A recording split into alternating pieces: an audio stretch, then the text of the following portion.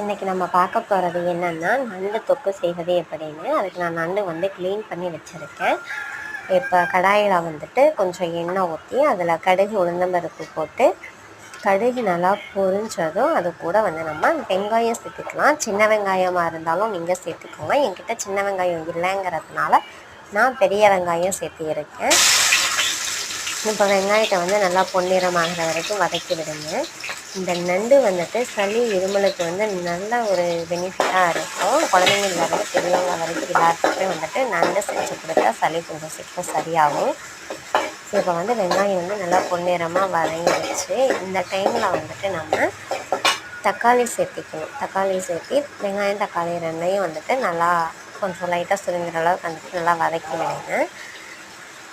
நீங்கள் இந்த நண்டு மட்டும் ஒரு டைம் செஞ்சு பாருங்கள், சூப்பராக இருக்கும். நல்லா வெங்காயம் தக்காளி நல்லா வதக்கி விட்டுட்டு கொஞ்சம் உப்பு போட்டுக்கோங்க. தேவையான அளவு தொக்குக்கு எவ்வளோ தேவையோ அதளவுக்கு போட்டுக்கோங்க. அதோட மஞ்சத்தூளையும் போட்டு வெங்காயம் தக்காளி நல்லா சுருங்குற அளவுக்கு நல்லா வதக்கி விடுங்க.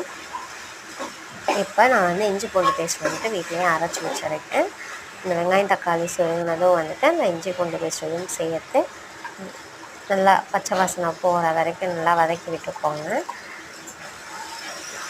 அதுக்கப்புறம் நம்ம க்ளீன் பண்ணி வச்சுருக்கிற நண்டை அதோடு சேர்த்து இந்த வெங்காயம் தக்காளி இஞ்சி பூண்டு பேஸ்ட்லாம் அது கூட நல்லா மிக்ஸ் ஆகிற அளவுக்கு நல்லா கிளறி விடுங்க. இந்த ஸ்டேஜ்க்கு இப்போ நல்லா அப்படியே மிக்ஸ் ஆகிடணும் இஞ்சி பூண்டு பேஸ்ட்லாம். அந்தளவுக்கு வதக்கி விட்டுட்டு குழம்பு மிளகாய் தூள் போட்டிருக்கேன். நான் வீட்டில் அரைச்சி அதை 1.5 ஸ்பூன் போட்டிருக்கேன். அந்த மசாலா மிளகாய் தூள் நல்லா நண்டில் இறங்குற அளவுக்கு நல்லா மிக்ஸ் பண்ணி ஒரு 2 மினிட்ஸ் விட்டுட்டு அது கூட நண்டு முழுகிற அளவுக்கு தண்ணி ஊற்றி வைங்க. கொஞ்சமாக நண்டு முழுகிற அளவுக்கு மட்டும் தண்ணி ஊற்றி வச்சா போதும். ஒரு 5 மினிட்ஸ் நல்லா அப்படியே கொதிச்சு வரட்டும். கிளறவே வேணாம். நல்லா 5 மினிட்ஸ் கொஞ்சம் அதுக்கப்புறம் பார்த்தீங்கன்னா இது இந்த ஸ்டேஜில் இருக்கும். அவ்வளோதான், நண்டு கிரேவி ரெடி ஆகிடுச்சு. நீங்கள் ஒரு வாட்டி இப்படி செஞ்சு பாருங்கள், சூப்பராக இருக்கும்.